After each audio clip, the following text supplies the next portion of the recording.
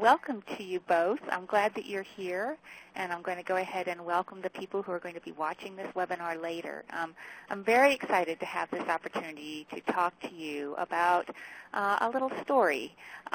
Really, it's a story about my work at UNC Charlotte. It is a story about culturally diverse students. But before I get into my story, I'd like to hear a little bit more about you. So if you could take a minute and complete the 2 polls that you see on the screen in front of you right now by clicking the letter next to the answer that's right for you.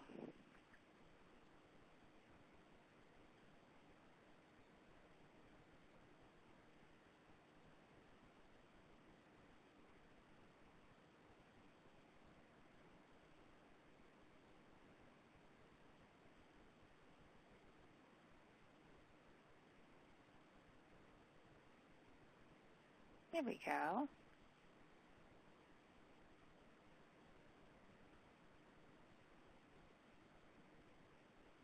So I know that we've got one student. That might be our letter D.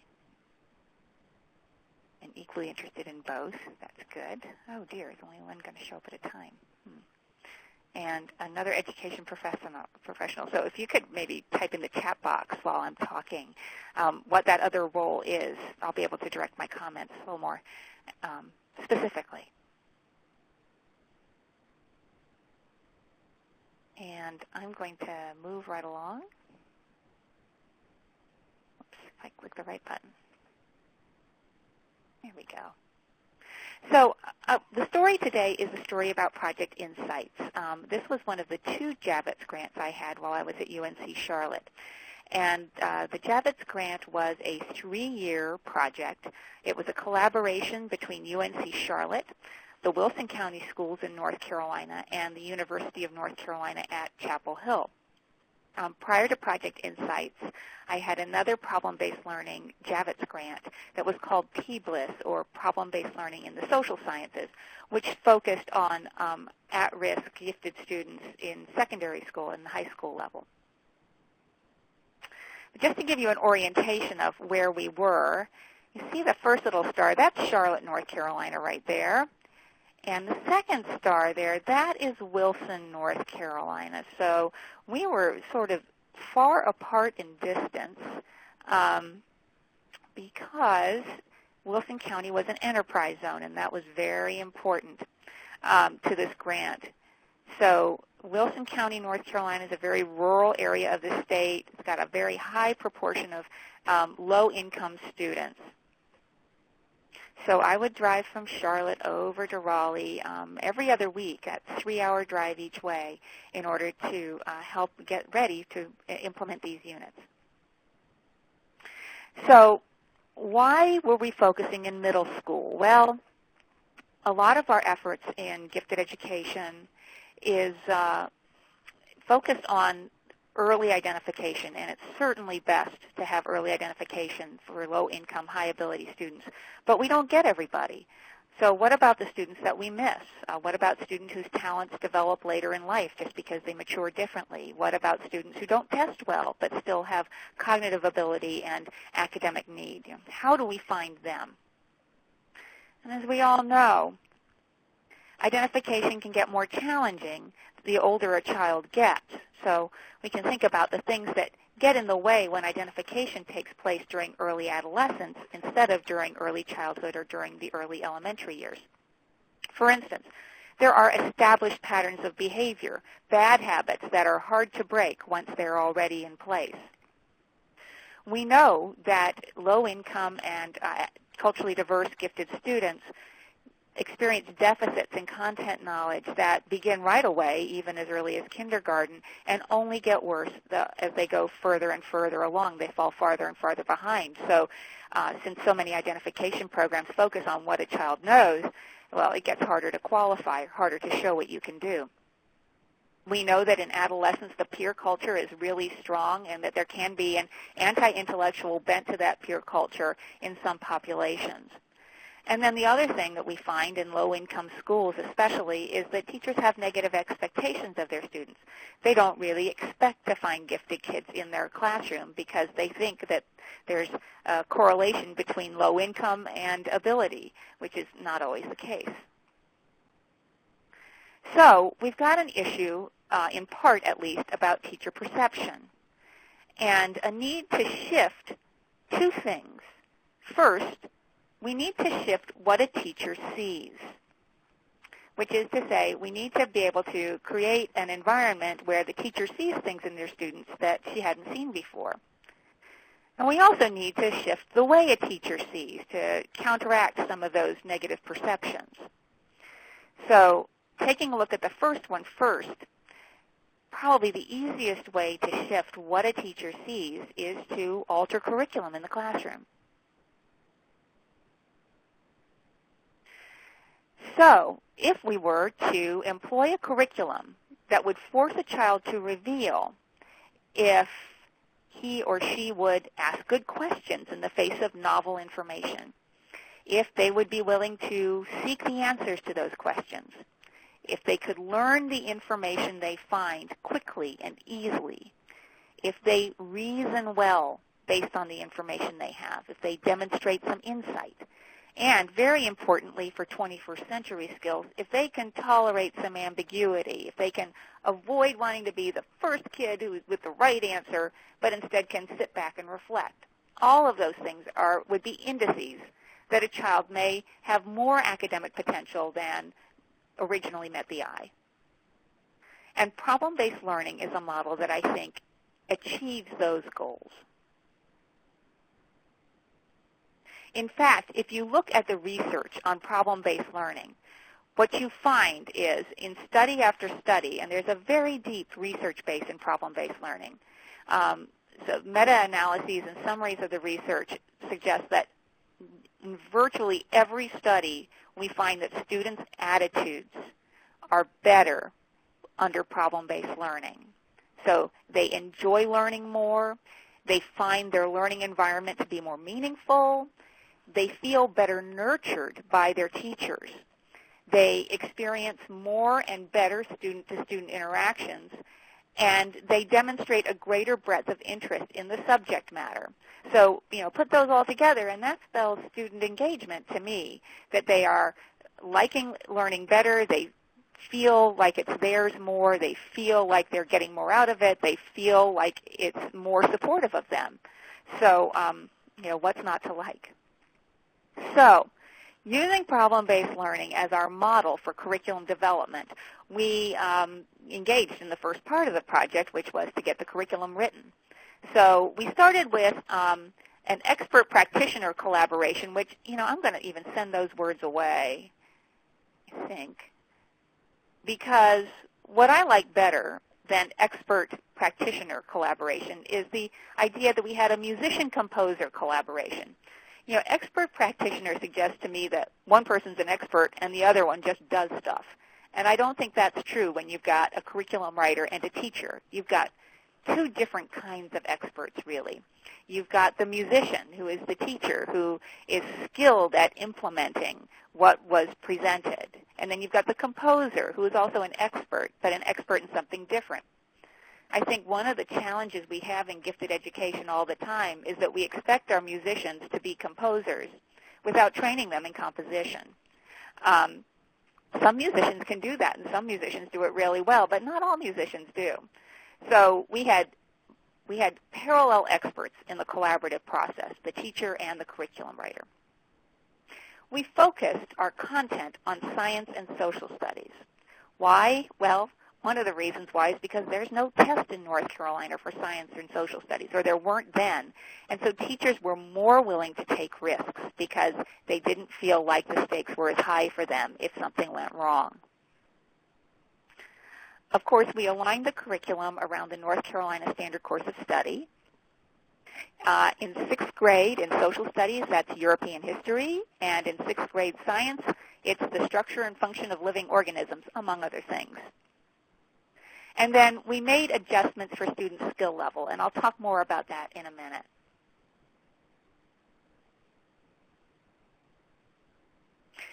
So what we were doing is we were looking for ability in someone with deficit content knowledge and whose practice in higher order thinking may be minimal, even though they may have advanced academic potential that's just going under the radar. In problem-based learning, we have an environment that starts with a problem and questions. Questions create a very level playing field for students because anybody's question can go on the board as a legitimate question to be addressed at some point. We have an environment that honors prior knowledge if it exists, but it doesn't require prior knowledge. What it requires is that students can ask questions and seek answers. Because of the way problem-based learning is set up, it welcomes participation and curiosity from all students. This was really important to us because we didn't want a situation where the bright kids were expected to perform and everybody else sat back. You know, we needed an environment where everyone was engaged, so the gifted child was willing to engage and show us what he or she could do. So we've got a more level playing field where reasoning is crucial to performance. But everybody is engaged or more engaged in their learning than they typically are. So let me ask you both, what is your familiarity with problem-based learning, so I know how much time to spend on the details of the units?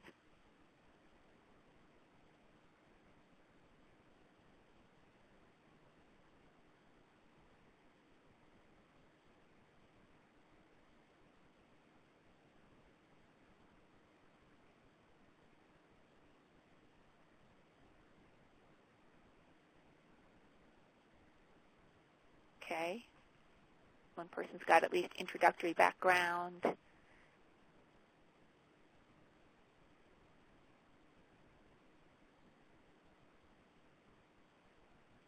Oh, okay, Sue's got a group there. Hi, group. Okay, so mostly introductory level. All right, so I will go into a little more detail. We ended up with 2 sixth grade units. Originally, we were going to do integrated curriculum and combined science and social studies, but we found that in these middle schools, at least, the middle school model, the pure middle school model, wasn't in place, and so it made much more sense for us to have back-to-back units. The social studies directly followed by the science unit. So the kids had 2 in-depth problem-based learning experiences back-to-back. The first unit was based on the Black Death because it's European history. So that was our social studies unit. It took place in 1348 Italy, and we'll talk a little more about the ins and outs of that in a minute. The second unit was Mosquito Coast, our science unit, which took place in contemporary North Carolina. So already we see one of the differentiations for gifted students we like to put in place, which is comparing trends across time. I'm going to use my little medieval doctor icon so you know when we're talking about the Black Death unit, and my little mosquito for when we're talking about Mosquito Coast. So problem-based learning starts with the presentation of an ill-structured problem.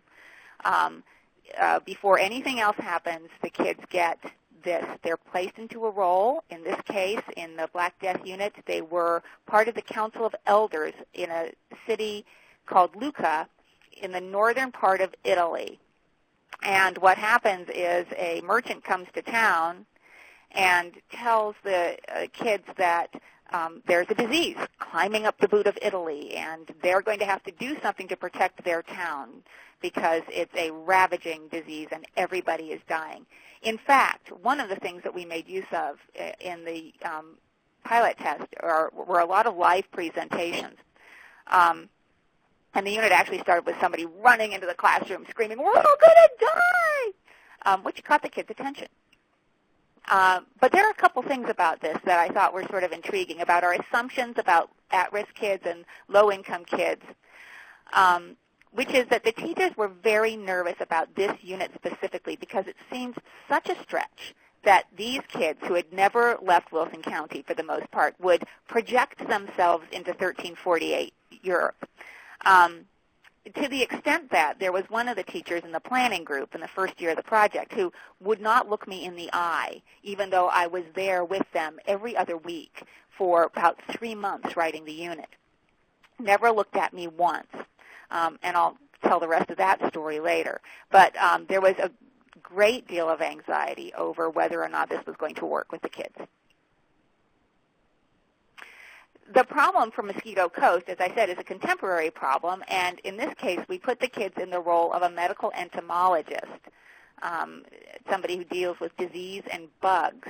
And what happens is a child becomes very sick, and the pediatrician can't figure out what's wrong, and so you're brought in as the expert, and you have to figure out what it is. And you get, the kids are given the medical history of the child, and eventually they figure out there was a mosquito bite and that the child has West Nile virus, and they do this by deducing from the symptoms. The symptoms which, by the way, on the surface look a little bit like bubonic plague, and one of the first things we get to play with the kids is the assumptions that you can't assume just because you finished one unit on the plague that the very next disease you're going to see is the plague. So, based on the reading of the opening scenario of the unit, the kids ask questions, and here you see a sample learning issues board for the Black Death. So what they know is that it's 1348, and it's springtime, and it's raining. People are worried about starving, and they're asking questions. What exactly is this disease? How does it spread? What medicines are available? Could the plague enter our town? Where is Lucca and Florence and all the other places that are referred to? And those become the heart of the unit. The kids prioritize those questions, and then they leap off into some research to find out the answers to the questions. It's the process of question asking, getting answers, asking new questions, and doing some deep analysis that then form the heart of learning in problem-based learning. After they become engaged in the problem, they conduct inquiry and investigation around the questions that they ask. Only after they've done some research and understand the problem better do they take time to create a specific definition of the problem. Having defined the problem, they then think about what they're going to do to resolve the problem. And then after they present their resolution, you debrief the problem, which is to say you go back to the beginning and review everything that's happened during the course of the problem to nail down the content, to help the kids reflect about their problem-solving process, what went right, what didn't go so well, so that the next time out, they're ready to be more powerful problem solvers. Now, in the curriculum development, we made two sets of adjustments. One set had to do with containing the body of knowledge and gathering information in advance for the kids. Now, of course, you want kids doing research, and in problem-based learning, you want them to be self-directed. But the challenge we faced was that we had sixth grade students here who had never done research before and who really needed a lot of support, more support than typical, in order to experience success with the research process. So what we did was we gathered a lot of the information, and we'd leave it in folders around the room. And then we'd give them a few web links so that they could be successful on the Internet as well. So we thought it was more important to contain the body of knowledge and really focus on their quality of analysis than to spend a lot of time on the research and then have less time for analysis. So it was a little give and take there. The other thing we did is we constrained the knowledge to what was available in 1348. So the kids had to think about what cutting-edge medicine was then. And there were some eye-openers in that as well. And then finally, because we had some issues with the students' reading levels, we had a lot of live presentation of information in class. So when the doctor and priest had to give their input on what they think is happening with the disease, we actually had a doctor dressed in medieval garb like our little icon guy with the nose and everything. Whoops, I've got to go back. Who would give the information. And we had a priest in a priest costume give the information. It kept it lively for the kids, but for us it was all about the fact that they could get the information auditorily probably better than they could with deficit in reading skills. At the same time we were trying to make up for what they couldn't do, we really wanted to access what they could do. And because problem-based learning is really for everybody and it's not inherently gifted curriculum, we wanted to build in the differentiation that really focused on how well they were reasoning. So when the kids did get written information, we really focused on ensuring there was high-quality primary resource material. Not always deep reading, although we had the advanced reading available for kids who wanted to take on the challenge, but we also had poetry from the time. We also used a lot of visual material and paintings, plague art from the period. In the Mosquito Coast, it was a little easier because there's a lot more diversity of information available, but we were careful about the readability levels. And again, we went out ahead of time and organized for teachers and students quality internet resources for each unit. And that, I think, was a key to having the teachers accept what we were doing as much as anything, because it saved them a lot of time. And then inside the problem-based learning units, we embedded moments of instruction in order to give the kids the skills and tools and perspectives they needed to solve the problem and to think about it well and accurately. So a lot of history and geography in the plague unit, and a lot of information about how disease spreads and the animal life cycle in Mosquito Coast. One of the basic activities we had was giving the kids a map of 1348 Italy for the plague unit, and had them trace the 3 trade routes, looking at, how does the disease spread and how quickly is it likely to arrive at our town. And let me just take a moment to say this. I told you I'd tell you the rest of the story about the plague unit. Well, here's the thing about engagement and problem-based learning. Kids love suspending disbelief, and they love make-believe. And so what we found was that the kids just dove in head first, and that teacher who would not look me in the eye all the way leading up to the implementing the unit was running up to me in my face after the first few days saying, "Sheila, you wouldn't believe what happened. This kid brought that in, and that kid asked such a good question." And it was really, not only do I see kids transformed, I often see teachers transformed also through this process.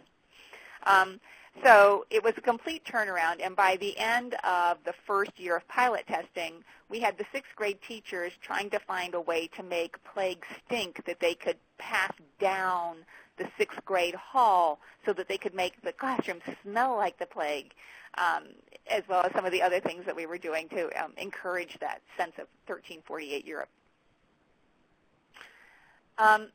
So we embedded instructions that focused on advanced forms of analysis as well. One of the more popular activities in the Black Death unit was where we had a statistics class about the likelihood of getting disease, where we'd have the kids would draw beans out of a bag. If you got a white bean, that you were healthy. If you drew a red bean, you had the plague. And we'd keep going around the classroom month after month for about 6 months. But every month, the teacher would add more red beans into the bag, increasing the likelihood that you had the plague. And then, once you drew a red bean, the next time she came around to you, you had to roll dice. If you got snake eyes, you were alive, and otherwise you were dead. And then we started talking about, wow, the farmer just died, and the baker just died, and look, now the constable is gone. What happens to a community when all of these key people start dying? Can you hold your town together? In Mosquito Coast, one of the analysis pieces was a container habitat survey form. We had the kids do an analysis of their own schoolyard to see whether there was standing water in different places and what the risk was that there were mosquito breeding grounds. In both units, we put intent focus on inference making. So we had activities we called adding up logically, where the kids simply had to take 2 facts and make a reasonable inference based on those facts. Of course, in gifted education, conceptual reasoning is a big form of differentiation, and in this unit, risk was the focus concept. We thought that was important for at-risk students to take a look at risk and what's good risk and bad risk, reasonable and unreasonable risk. So we had each unit was focused around generalizations about risk. In the Black Death, we looked at the relationship between risk and vulnerability. And not only did we lead up to the generalizations and tried to help kids think about the generalizations, we really tried to use the concepts as thinking tools, which is where we think expertise with concepts really lie. So we used this risk chart where the kids had to rate how risky the plague was based on the significance of its impact and the likelihood that it was going to hit the town. In Mosquito Coast, we used a risk thermometer where the kids took the temperature on their assessment of risk, and they could look at how their sense of the risk modulated depending on the level of information they had. They could compare their sense of the risk with people who didn't have as much information, how risky they thought it was. So we took the temperature several times during the unit. We wrote key questions for the teachers so that they would be sure to bring the conversation to conceptual levels during the course of the unit. And then there was always a culminating activity of some sort in the unit where the students had to demonstrate that they could put ideas together and communicate them to an audience of some sort, to a meeting of the Council of the People in the Black Death and in a press conference in Mosquito Coast. There were a variety of assessments built into the units, including a lot of rubrics. I have mixed feelings about rubrics, I have to say. I think we tend to use them too much. But we wanted the teachers to have choices on what they were going to focus on. So we did a variety, and we told them to use them at their discretion, except for the classroom engagement rubric, which for us was an attempt to define for the kids the basic qualities of self-directed learning, quality collaborative work. That also ended up being one of the measures in the assessment that I'll talk about in a minute. So, and there was just a lot of more traditional critical thinking activity in the unit as well as part of the assessment. So that's the curriculum development piece, and we really worked on making them rich and dynamic and engaging, again, using the problem-based model with the kids so that they would be brought up to the task of showing us what they could do in an environment where everyone was more engaged. The second challenge was teacher perception, the way a teacher sees. And so before the teachers pilot tested the units, we did a little training on giftedness, but I really want to emphasize that it was a little training. I think it was one afternoon session where we focused primarily on the sort of classic Bright Child Gifted Learner list that Janice Zabos did back in 1989. So, a bright child knows the answer, a gifted learner asks the questions, the difference between being interested and highly curious, and on down the line. So the teacher preparation for year one, the beta testing, which was only in one of our middle schools, was the training around Bright Child, Gifted Child, basics about problem-based learning, and then very specific training around the unit and the activities in the unit and the thinking expectations of the unit. So really we spent more time on how to do problem-based learning well than what a gifted child looked like, although they did get a dose of that, and that's important when we get to the data in a minute. But this last one is very important, and I just want to dwell on that for a second. I've been working in problem-based learning for some 20 years now, and what I find is that teachers are really afraid of using this strategy. It goes beyond being worried. It goes beyond being hesitant. It really is sort of a level of fear, like my friend who wouldn't look me in the eye because he was so nervous about what was going to happen. In another project with the William and Mary Science Units, my assistant in that project literally bit her lip black and blue because she was afraid that it wasn't going to work. So we did a lot of fear management and just sort of encouraging them. the gifted resource teacher did not teach the units, but she was the support system. So we had the training, we had the curriculum that was written to achieve district and state outcomes, and then we had the gifted resource teacher who was there to do all the copying and all the management of what was going to happen. In the second year, we had all of the training that we did on the first year, and then the teachers who taught year 2, who were from 2 additional middle schools, had the opportunity to go and watch the teachers who had done the beta teaching the year before, not to mention the fact that they had a revised unit that we could fix based on the teacher's feedback from the first year. But this peer observation ended up being very crucial, just as a confidence builder, but also because, you know, that learning peer-to-peer is always so much more powerful.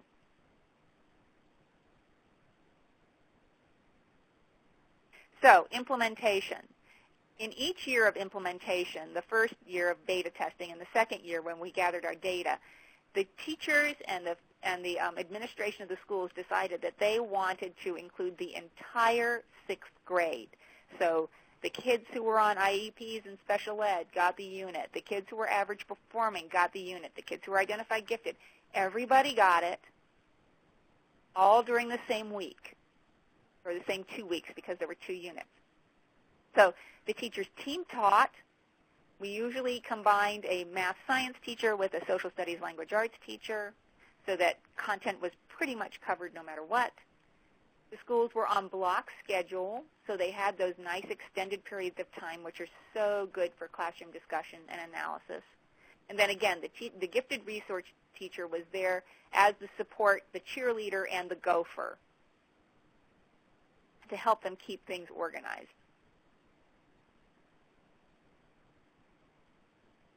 So here we are in year 2 of the project. All 3 schools have just finished 2.5 weeks of instruction, starting with the Black Death, and then the very next day turning around and starting the Mosquito Coast unit. So the kids have had 2 PBL experiences in a row.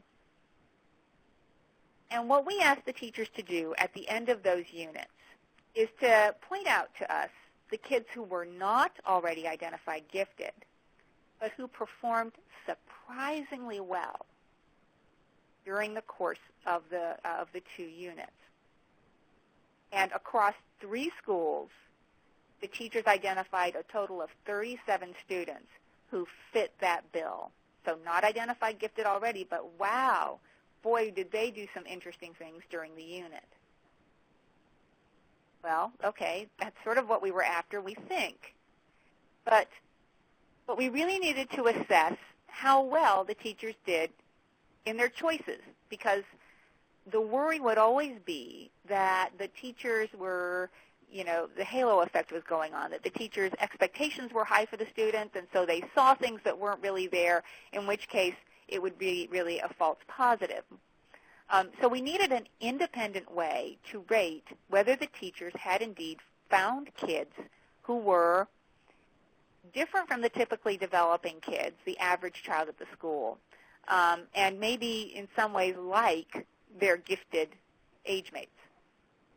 So what we did was we gathered assignments from the units across the 3 schools, and we had targeted these assignments ahead of time. There were 2 social studies assignments from Black Death. There were 2 science assignments from Mosquito Coast, and then 1 PBL-specific assignment from each unit. The assignments were all at higher levels of Bloom's taxonomy. So in the social studies unit, there was a compare and contrast where the kids had to take a look at the information they got from the doctor and the priest. Or at the end of the unit, they had to assess the options they had available and decide what they were going to do. In the science unit, they took a look at the risk thermometer and their defense of how they rated the level of risk in town. And then, similar to the final assignment in the plague unit, the kids had to determine what options they had available and analyze which seemed most feasible.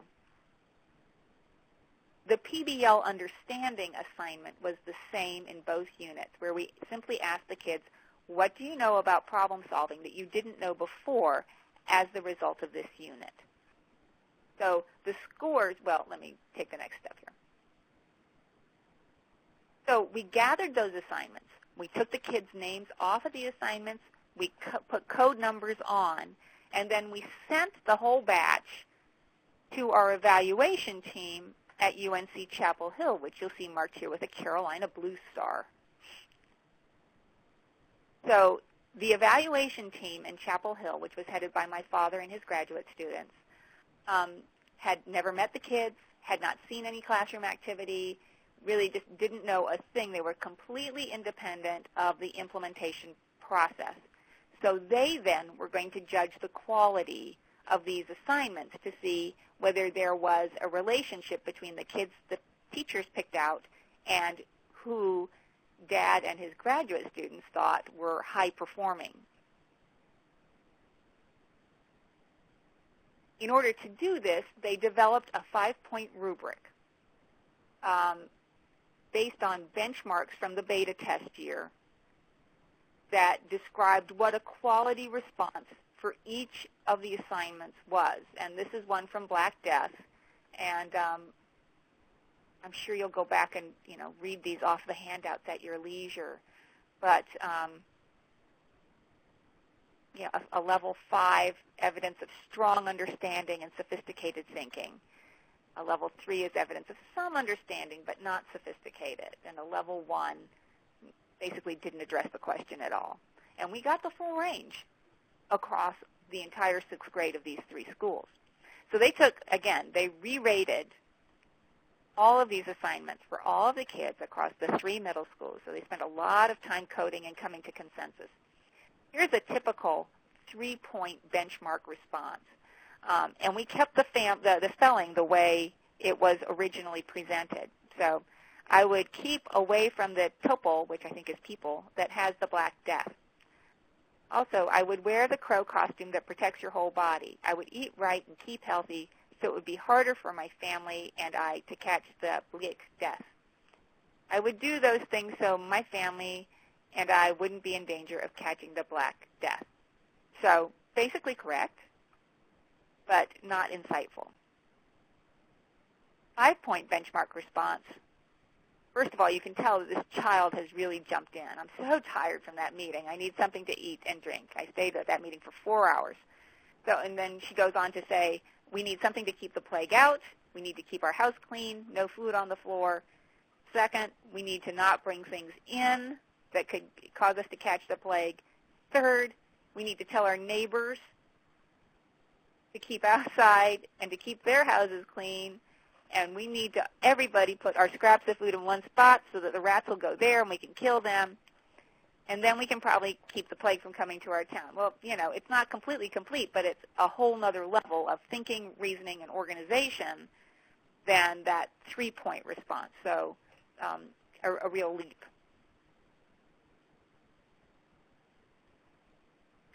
So this was the group that we ended up with. I told you earlier that the teachers picked up on 37 students who they thought showed some level of advanced academic potential based on their performance in the PBL units. Well, across the 3 schools, there were only 20 identified gifted kids to start with. So they're really tripling the size of the gifted pool, gifted in air quotes there, assuming that these kids share something in common. And then in the general education pool, we had another 217 students. So interesting here that the traditionally identified kids, 45% male, 45% minority, 5% free lunch. The kids that teachers identified based on the PBL units were more female, only 35% male. They were largely minority, so we're really increasing the minority pool. But they were very low proportion free lunch. This is really interesting to me because the literature says time and again that the real block to academic achievement isn't so much race, although there are issues there that need attention, but that it's income that's the real barrier, and that really showed up here again. So very intriguing.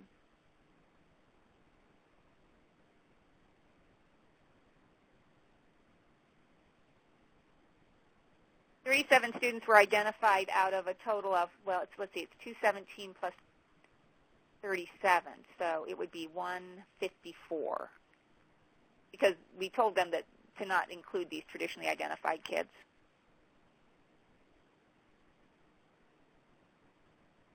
Okay.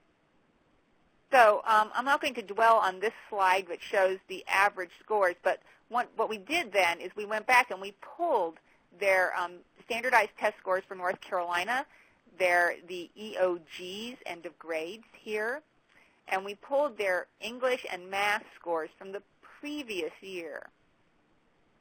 And then we took a look at their PBL ratings,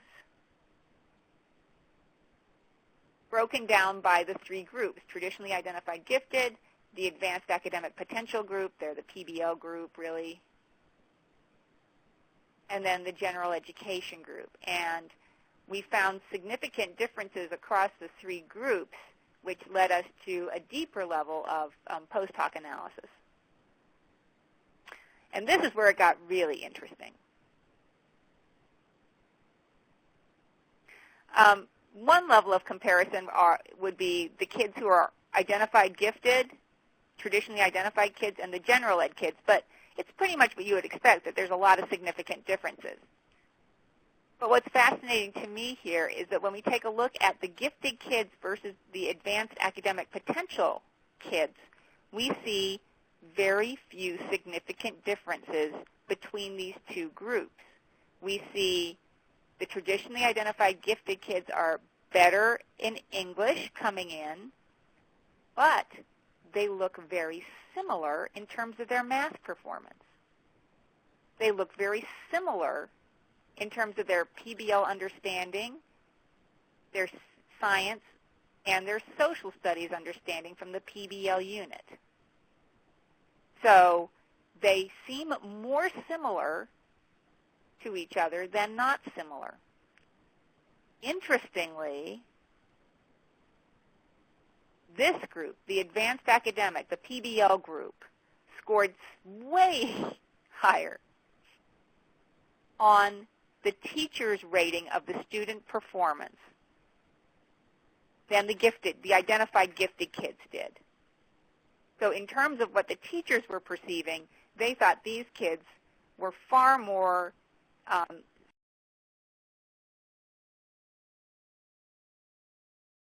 self-directed and far more engaged in the PBL process than the traditional gifted kids were. I'll come back to that point in a minute. Then, if we were to look at the general education kids versus the advanced academic potential kids who were identified using the units, what we see is that they are also kind of similar. They're sort of, this group really is sort of an in-between group. No significant difference in their English scores, no significant difference in their math scores, no significant difference in their problem-based learning understanding, but the PBL kids scored significantly higher in the science and social studies ratings, as well as the teacher's rating of the student's performance. So the gift, it's not absolutely clean the way one would want to, but nothing in social science research is. But overall, this group seemed to sit in between these groups, and in some ways, this group was more similar to the traditionally identified gifted kids than they were to the general education group. So we seemed to be successful at finding that middle group that perhaps with some more encouragement, with additional challenging curriculum, might step up and demonstrate still more advanced academic potential. This is something those teachers never would have seen in these kids had they continued in their traditional instructional format. So then, what next? We've identified these kids. That's not all we want to do. Once you identify kids, you want to do something for them. So we developed a special resource room program just for these kids that was built loosely around George Betz's autonomous learner model, where the kids got to engage in further self-directed research, this time around a topic of their own choosing. We suggested that they use the units as their springboard, so something about disease or something about risk or something about medieval history or something about contamination. But we didn't restrict them to that. So we combined the resource room activity between their own self-directed research and work on self-efficacy. So they did some bibliotherapy, reading the biographies of books like Gifted Hands, where they got to read like people from their circumstances who had risen above and achieved. So because it was a 3-year grant, we only got to run that resource room for 1 year.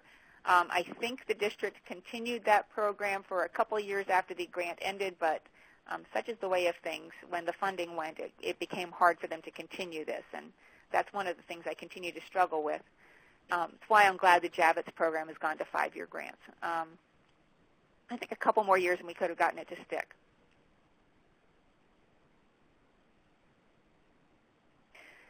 So here are my takeaways from the project. First is that the first level identification of gifted students, the screening level, can be very organic to classroom practice. It doesn't require specialized forms or checklists. It doesn't require days of training. It doesn't require things that make that gifted kid, that potentially gifted or advanced kid, to stand out among his or her peers if practice in the general ed classroom looks like best practice, which is what problem-based learning is. Everybody was looking smarter and more engaged in those classrooms, so it was easier for the kids with advanced potential to go ahead and let their stuff show. And if the teacher has a basic understanding, it doesn't have to be an advanced understanding of what a gifted child looks like and how those behaviors can be different from what a bright and shiny high-achieving kid looks like. It was a takeaway for me that we miss a lot. We could be missing a lot of kids who think differently than we would pick up on a standardized test. The idea that the district had identified 20 sixth grade students and these teachers picked out 37 more, I'm sure that there were some false positives in their pick. But the number, just the sheer number, suggests that even if there were just another 20 more, that would be a huge addition to their gifted program. It was a takeaway for me that PBL restructures the concept of classroom smart. I think one of the reasons why the teachers rated the advanced academic potential kids higher is because some of the traditional gifted behaviors like quick memorization and having the right answer first wasn't working for the gifted kids in the PBL classroom. It was a different kind of thinking that was being rewarded, and I think it's a more positive form of demonstration in the long run, much more oriented towards 21st century skills. So it's a sort of reorienting and redefinition of what giftedness might look like. It was very clear to the teachers and to the administrators and to everybody that problem-based learning works for all students but to different degrees. One of the administrators, the principals in the project who were very supportive, were sort of joking with each other that even though we did this right in the middle of the school year and 1 year right before testing, the test scores still came out fine. Actually, the district showed growth during the time of the project, but nobody was ever going to credit problem-based learning for that. We would have gotten blamed if things had gone wrong with the standardized testing, but you know, the fact of the matter is all the kids were more engaged and all the kids were learning at least as much, if not more. The other takeaway is that teachers need significant support with their first venture in problem-based learning. They don't get a lot of training in inquiry-based education in pre-service programs, and they don't get a lot of support for going that way during their student teaching and in their early years of teaching. And so if we want teachers to make this transition, which is very consistent with what the Common Core is asking, there's going to have to be significant support for them and lots of constant permission and praise for taking this leap.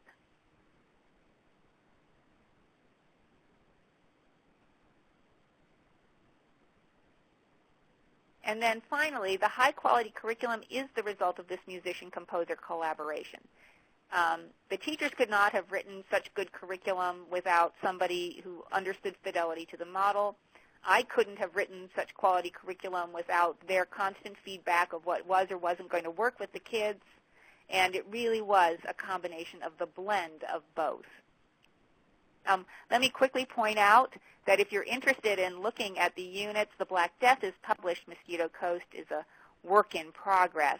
But on the links where it says number 3, PBL units and problem studies for 1, that's a link to where the Black Death and other problem-based learning units can be purchased. They're all middle school and high school level. And the number 4 link is a link to the article which my father and I published based on the results of this study. So we've got just a couple minutes left, but I did want to see if you had any additional questions to ask.